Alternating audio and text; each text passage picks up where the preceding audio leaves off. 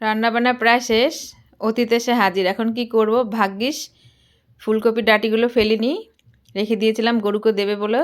আমিও তো পাজি কম না, দিলাম ওই ডাঁটি দিয়ে একটা রেসিপি করে। খাও, খাবার তো খাবা, আবার যাওয়ার সময় হাতও চাটবা।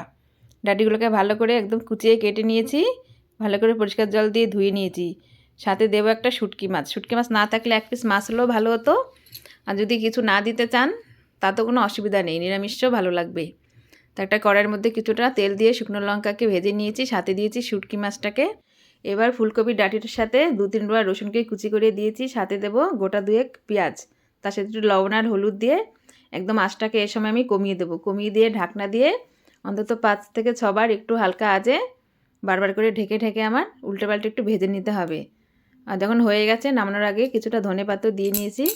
ধনেপাতা দিয়ে আরও 2-3 মিনিট ঢেকে ঢেকে একদম সুন্দর করে আমি নরম করে ভেজে নেব। সম্পূর্ণ সবজি আমার একদম ভাজা হয়ে গেছে, দেখে বুঝতে পারছেন কি সুন্দর নরম হয়েছে।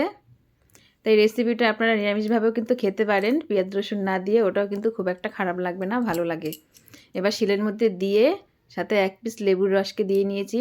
লেবুটা দিলে একটু টকটক লাগবে, খেতে আরও বেশি ভালো লাগবে। এবার যত জোর আছে শরীরে ইচ্ছা রকম বাটুন আর অতীতের সাথে গল্প করুন, অসুবিধা নেই। একদম রেডি আমার বাটার রেসিপি। তা খেয়ে তো গেল, সাথে আমার হাতটাও একদম চেটে বুটে গেল।